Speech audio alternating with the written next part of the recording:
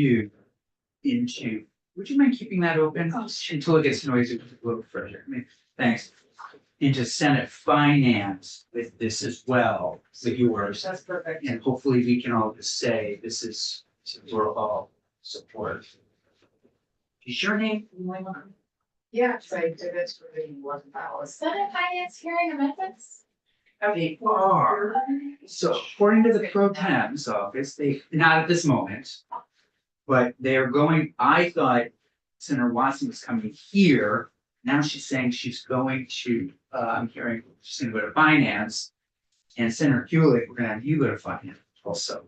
Usually you all are learning from me. You were learning. Now I am learning from you. Okay, We're all learning. side by side, if you could give us the highlights, that would be great. Our intention is to call a committee conference ASAP, and floor is yours. Thank you. Beth St. James, Office of Legislative Counsel. So you have a side by side with, on the left, S-204 is passed by the Senate. And on the right, S-204 House Proposal of Amendment, S-204 is up for third reading any moment. And I anticipate that this is the language you will get. Yeah, okay. I did my best to try and line every like concept up and highlight things on the right that are different from the left. There's occasional highlighting on the left. If there was maybe a word that was deleted so that it would jog my memory more than anything. So let's just walk through it. The findings section, starting on page 1 of the side by side, you can see it's completely different, all new findings. Do you want to walk through them or? We can work on finding. Okay. Section 2, the assessment section. The overall concept is very similar, requiring some AOE review, and I'll walk through in more detail, but both options require AOE to review universal screeners, school districts to employ those universal screeners, follow-up support to be provided, notice to parents, and some data collection. But as you can see, there are differences in how those concepts are communicated. So the first, I'm going to stick to the right-hand column. So the first section, subsection A, you'll notice the first change is that it's not just AOE, it's AOE in collaboration with the Council on Literacy. And instead of publishing a list of reviewed universal reading screeners, AOE is charged with reviewing, scoring, and publishing guidance on universal reading screeners. And then on the left-hand column in the Senate version, if you move to page 2, you can see all that white space on the right-hand side and all of the kind of direction to AOE on what those universal reading screeners need to contain or address or take into consideration. The House language kind of condensed that. So if you jump back up to page 1, again, we're in section 2. So you've got that white on universal reading screeners and then into the yellow based on established criteria, based on technical adequacy, attention to linguistic diversity, administrative usability, and valid measures of the developmental skills of early literacy. And then language you should see is very familiar now, including phonemic awareness, phonics, fluency, vocabulary comprehension. And then both versions require AOE to include in its guidance. And this is language directly taken from the Senate version. It just appears in a different spot in the Senate version. Guidance on instances in which schools can leverage assessments that meet overlapping requirements and guidelines to maximize the use of assessments that provide the necessary data to understand students' needs while minimizing the number of assessments used in the disruption of instructional data. That's taken directly from the Senate language. Yeah, please. Pause for questions along the way. Is that okay? Did you all talk about what publishing guidance looks like? Our language was you just publish a list of reviewed screeners. I don't know that I was privy to a specific conversation on what the committee was envisioning. But I will say that the Senate version also requires AOE to issue guidance. related to using the screeners on measuring skills based on grade level predictive measures. So I think what that guidance would, how that would be employed is the question for the agency, but I would say just a black and white reading of the law, they're not putting a rubber seal of approval on it. The House version is not asking for a list. It's asking for guidance on using universal reading screeners.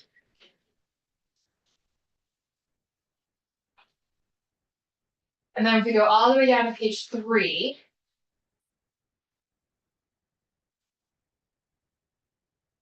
This is the subsection B is the use the screeners section. So each public and approved independent school, the same, and the House version has a modifier. It's independent schools that are eligible to receive public tuition shall screen students in K through 3 at least annually. So that is different than the Senate version. Using age and grade level appropriate universal reading screeners. The universal screener shall be given in accordance with best practices and technical specifications. And then you can see that I put that in brackets, guidance, re-overlapping requirements, or just subsection A. There's that language on the left-hand side about meeting maximizing use of assessments to minimize disruption. So your highlighted areas are the changes, correct? To some It's not every word. Okay, It's- but, okay, so in our version in B on page 3, the top of page 3, Mhm. it ended with independent schools, so, you know, is there I'm not aware of a distinction between an independent school that did and receive public tuition, is that just kind of like just, As of July 1, 2023, approved independent schools are only eligible to receive public tuition if they agree to accept Oh, children that- placed there on an IEP by their IEP team. The Act Book Okay. 73 change. Yeah. Thank you. I will just say that is, as we all continue our work in education, that is a term that could use some refining, right, as we move forward in this landscape after Act 173. one of the comment, I'm gonna jump back to the beginning just for a sec. So for those members of the education committee that are on the conference committee, Which you may be. which I doubt, but I think that finding number 2 in the original version, about roughly half Vermont students, et cetera. I think that's why we're doing all of this. I think it's a relevant finding. And I think to avoid it, you're avoiding the real cause, what's I think motivated you or motivated us to address this issue. Did they delete that or just add these added? All of the Senate findings Got it. were Thank you. struck. Anyway, I think our original language was 70%. It's a big deal. I may be called for. Yeah, let's Sorry. keep going. Okay, so now we've gone through AOE guidance, we've gone through do the screening, and now we are in follow-up. So if such screenings determine that student, I'm on page 3, subsection C. If such screenings determine that a student is significantly below, so this language is getting at the same thing, right? If a kiddo is below benchmarks or has some sort of deficit, there has to be follow-up, but the language in the House version is different.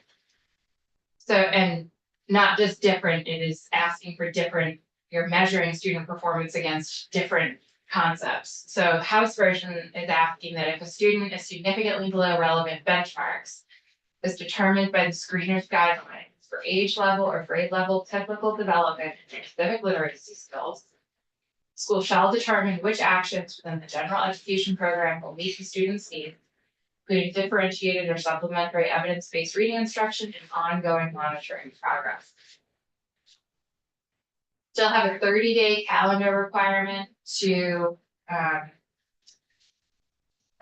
notify parents. And all that's required in that notification is, notifying of the screening results and the school's response. Williams. So if you use significantly below relevant benchmarks, you know, who determines what's significant? I know it's the screener's guidance, but these a lot to interpretation. So how do you get standardized across the spectrum of the agency? That's my concern. Noted, please go ahead. Okay, and I just, you've noticed that I have 10 Yeah, minutes great. for the library. You want to do the whole Okay, thing? we'll try Yeah. that. No, I can come back. No, please, please. So we're on page 4, subsection D is, the section on what instructional based practices can or cannot include. So evidence-based reading instructional practices, programs, or interventions provided to the language we just walked through need to be effective, explicit, systematic, and consistent with federal and state guidance. And shall address the foundational concepts of literacy, proficiency, including phonemic awareness, phonics, fluency, vocabulary, and comprehension. So that language is very similar, if not exactly the same as the Senate. And then you have the last sentence, which is a little stronger than in the Senate version. So strategies such as the 3-tiering system shall not be used in a manner that precedes or supplants decoding instruction. Parental notification in the Senate version was in subsection E. We've already addressed that. It was the last sentence in subsection C. There's no similar provision regarding engaging stakeholders. I'm at the very bottom of page 4. There's no similar provision about professional learning opportunities in this section. And the data collection requirements are a little different. So still requiring each SU an approved independent school that is eligible to receive public tuition to report annually to AOE, adding some language in a format prescribed by AOE, the following information. It looks like somehow the line got mixed up here.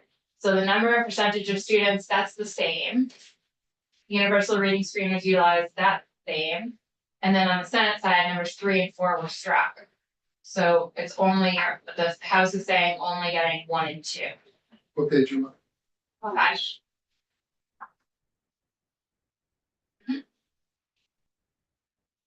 And then the House added language, it should have been highlighted. It's not, the agency shall provide guidance to supervisory unions and approved independent schools on how to disaggregate the data based on poverty, provision of special education services, or any other category the agency deems relevant to understanding the status of the state's progress to improve literacy learning. And then the report to you all is the same. Section 3 of the bill, the parental notification, Agency of Education recommendations, requiring AOE to develop recommendations on what notification to parents looks like, is the same. That language has not changed. Section 4, a report to you all on the reading screeners reviewed by the agency. Same date, same requirements. A little bit different wording there of screening instruments. Section 5 is amendment to current law. This is the Preventing Early School Failure Reading Instruction statute. Yep, and I would go right to the yellow, which Okay. we don't want to lose. Yep. I want to get through this whole thing. Yep. You'll see they kept pretty much most of your changes. They took out pre-K. So it's just kindergarten through grade 3. And on subsection B, I'm on page 7, on subsection B, they added, so just to orient you, if you go over to the Senate side, subdivision 2, at the very bottom of page 7, starting and then into line 8, all that new language that's underlined was asking approved independent schools to come up with their own literacy plan. Subdivision 1, right above that, is the public school literacy plan. What the House did was say, the literacy plan that is required under subsection B is going to apply to both public schools and approved independent schools that are eligible to receive public tuition. Again, on page 8, highlighted language, they took out pre-kindergarten here, so we're just focusing on K through 3. And adding that it's a public school or approved independent school that is eligible to receive public tuition that needs to provide supplemental reading instruction. Basically to any student. If that student falls below proficiency standards for the student's grade, that's language from the Senate. We're not using that using the tiered system of supports anymore because that was a public school concept. We're just saying they have to provide supplemental reading instruction up to the individual schools and how they're doing that. The tiered systems of support would provide their own basis for the public school system on how to do that. And then some modification to the parental notification. That parental notification or that schools providing support and information to the parents and legal guardians is for students who are reading below proficiency, and that would have been determined based on valid and reliable assessments. So it's not every kiddo in school that's parents need to be notified under this section. On page 9, section 6 requires approved independent schools, similar concepts here. In the Senate version, you're requiring approved independent schools to come up with their own literacy plan. Section 6 in the House version is requiring approved independent schools that are eligible to receive public tuition to comply with the state's literacy plan on or before July 1, 2025. Section 7, we're in the professional development, so that's a change. Instead of literacy, professional learning, literacy, professional development. I do think that's a more consistent term as used for Title 16. So there's no definition section here. And you'll notice Senate version has a provision for all professionally licensed Vermont teachers that are currently employed, and then a professional development provision for newly professional licensed teachers employed. House version just says, and then if you keep going, there's a whole separate section in subdivision C on page 10 for approved independent schools who are employing unlicensed teachers. What the House did is they just say all supervisory unions and each approved independent school that is eligible to receive public tuition shall provide professional development to K through grade 3 educators. So that's a change, right? Senate version was all educators. House version is K through grade 3. To include all teachers and administrators on implementing a reading screening assessment, interpreting the results, determining instructional practices for students, and communicating with families regarding screening results in a supportive way. Instructional practices included in the professional development provided pursuant to this section shall be evidence-based and effective, and shall incorporate the foundational concepts of literacy, proficiency, including phonemic awareness, phonics, fluency, vocabulary, and comprehension. And then they require, the House version requires on page 10, each SU and approved independent school maintains a record of completion of such professional development. Section 8, the results-oriented program approval is the same. Looking at the rules around professional licensing programs. Section 9 is a little different. These are amendments to the Advisory Council on Literacy. So what the House did is they kept the state librarian, which you all added, and then they moved, it's actually really helpful to see it on page 12 at the very bottom there. You'll see that there's a number of ex officio members in subdivision 1, and then there's non-ex officio members who are serving 2-year terms in subdivision 2. The House moved a representative appointed by the Vermont Curriculum Leaders Association out of that 2-year term section and moved the executive director up to the ex officio role to the Advisory Council of Literacy. And they kept the faculty member language unchanged. And then no other changes in that section. Section 10, I'm on page 15. The sunset remains the same, bumping it out from 2024 to 2027. And then hopefully the effect of section 11 is the same. It's just worded, I think, more appropriately for what we were hoping to do. And that is convert the limited service position from Act 28 to a permanent position. And I think this is more language that JFO would prefer to see. That tracks a little bit closer to what they would put in the budget. And then the expanding early childhood literacy resources report remains the same. And then the effective date is still on passage, except the literacy professional development section would not take effect until July 1, 2025. A lot of changes. Yeah. Can I just get a straw poll? Every interested in committee of conference?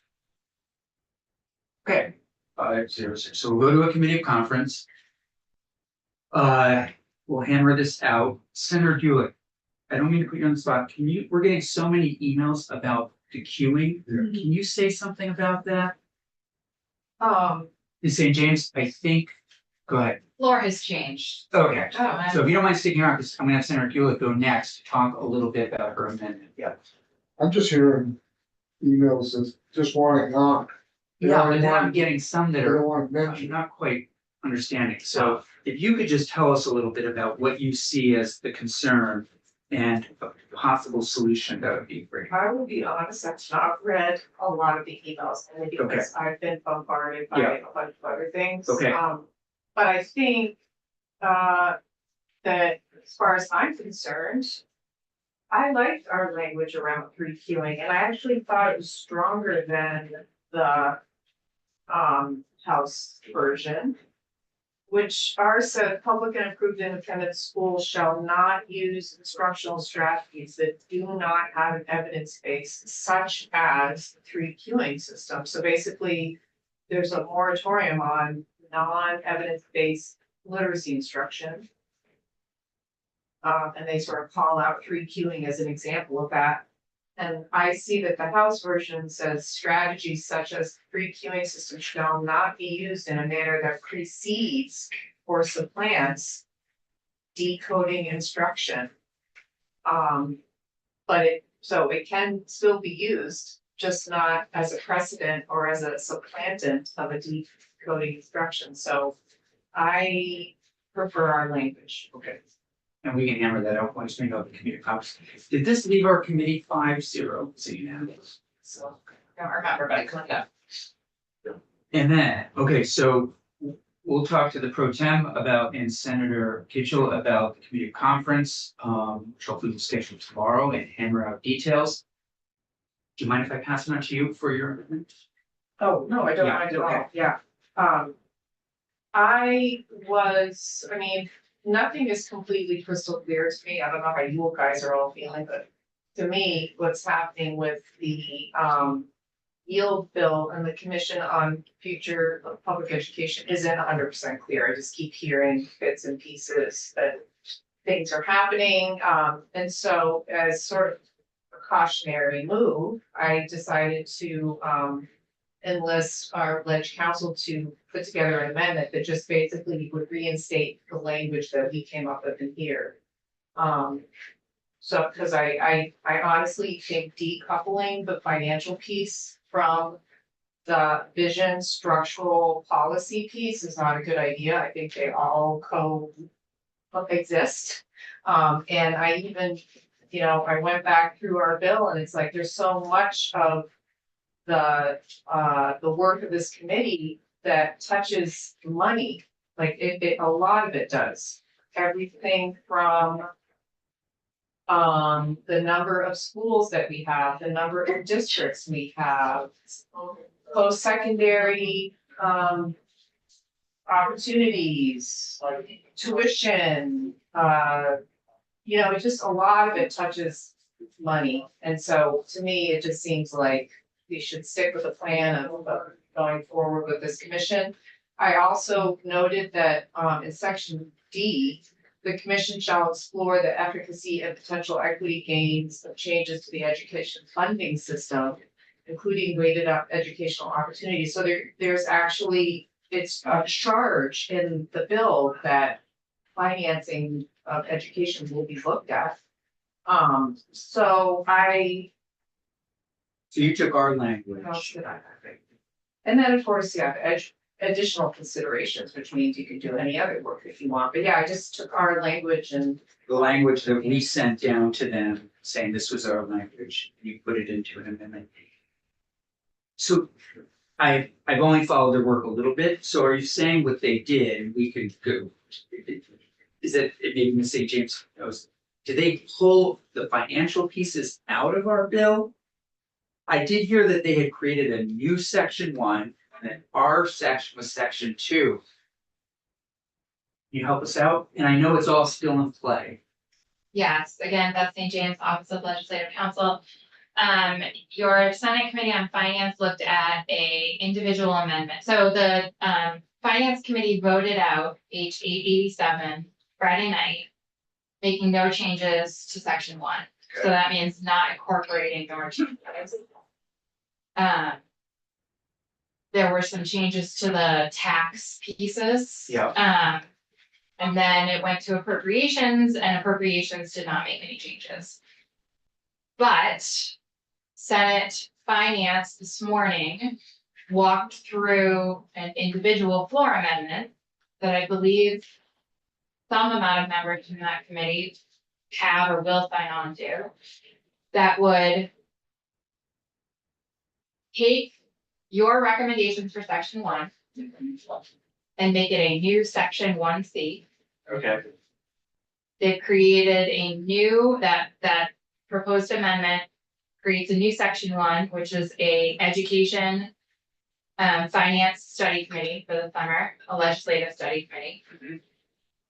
And then sections B and 1B and 1C, or 1A and 1B were about appropriations to support that committee using the same school construction task force pot of money that AOE still has. Mhm. In making the House section 1, section 1C with Senate Education suggested changes. The Senate Finance Amendment would also push the start date of that committee out, and then all of its deliverables 1 year. I do not know what's happening with that amendment. Right. So I'm fine with standing by our work. The only thing I'm wondering is how does it get plopped into whatever's happening down there at the moment? So, you know what I'm saying? Yeah. Like, yeah. Can I just Yeah. shed a little bit more light? please, It's just- Senator Sheen. I mean, I think what was gonna happen was they were gonna propose their amendment. And we would have either voted it up or down. Had we voted it down, then the bill just would have remained as the House version of the bill, which frankly, I would have been fine with. I don't really have a problem with the House version of the bill. This amendment was in the event that their amendment got passed, so this was gonna be an amendment on their amendment. Because I also Okay. like our work. But they haven't passed their amendment. We don't know if they passed their yet. I do not know. Okay. So that's helpful. Senator Sheen. Yeah, this might be a reach, but is there an argument to be made that the finance committee working on a commission about the entire picture of education is not germane to the yield bill? You take it out and then we have a committee bill. Can you do that? It's not crazy. I would talk to Bloomer. If you want to do it quietly, it's too late since we're on YouTube. But yeah, nobody watches these. No, but it's a legitimate question, absolutely. What I think they're doing, and I've just run into Cummings here and there, is they're trying to focus on the financial piece largely. That's what they should be doing. That's what they should be doing. So It's a good question. If somebody were to propose the germaneness question and it got stripped. At this point, I'd be worried it would be gone, just if we really are going on Friday, not out now. Could we attach it to another bill? We could possibly attach it to another bill. I would still worry. Tomorrow's Wednesday. And we're on track for Friday.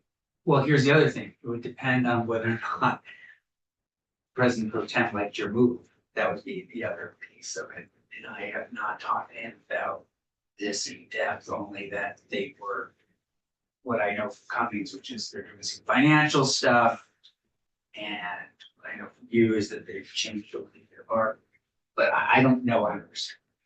Do you want to add anything or do you just want to say goodbye? No, I do Yeah, not I have know. anything, thank you, but I do need to run to the house Yeah. floor, if that is okay, would you like me Totally. to come back at all? Yeah, it might be good to Okay. check in because what I think we should probably do is get a sense of where finance is and what they're. I am feeling. not going to be your source of information. No, that's right. That's what I mean. Okay. We can leave, we Great. can go down, get a sense of what they're up to. Great, And then, cause I think Ashley Moore is watching them carefully. So if they've done something. So again, totally on board, sounds great.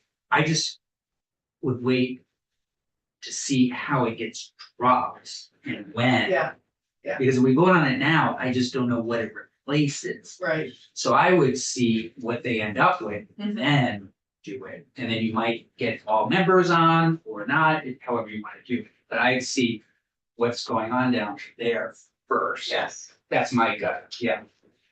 Oh, I will be back. Bill, I Thanks. mean, I really can't see the changes that they made.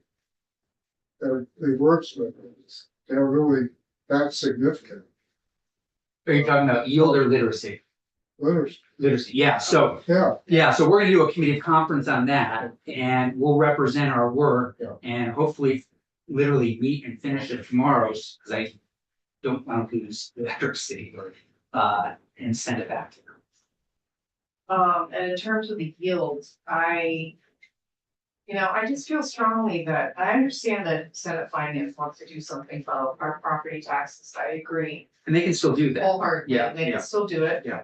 I don't believe there is a magic answer that, or a magic bullet, or whatever you wanna call it, that Bill, is separate from all these other pieces that we look at in this bill. That's why I'm really reluctant to sign up on just like this separate entity and then pushing this out the year. So well, that can be easy.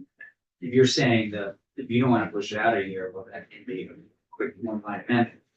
Let's talk to Ashley, because what I'm guessing you would need to do is reconfigure that based on what they end up asking. So I appreciated what the pro tem did today, postponing it so we could look at amendments. Now we have a sense of the amendment. We can see what they're going to do. And then I do think to drop it and replace what they have, I don't know, maybe. I'm guessing though, they're gonna have a bunch of things in there financially, maybe there's a way to connect that. But I agree with you in terms of the work. I'm happier with the work that we did in terms of the size, et cetera. We didn't have a lot of time with it, but the hour that we had was fine. I think we have more time than maintenance. Than finance, yes. Yeah. So do you want to, I'll text the committee. Do you want to touch base with Ashley Moore? Sure. Because the other thing is you're gonna have to bring that to finance. Yeah, I told Anne I would be there at 4:30, but. Okay. I can be there. So let's see what they're doing and then we can reconvene with Beth if we need to. We'll send everybody a text. You can stick around, right? You're not anything right away to press it. I hope not. She's anymore. Okay. All right, so we will adjourn for now, knowing that we'll come back likely to have a deeper conversation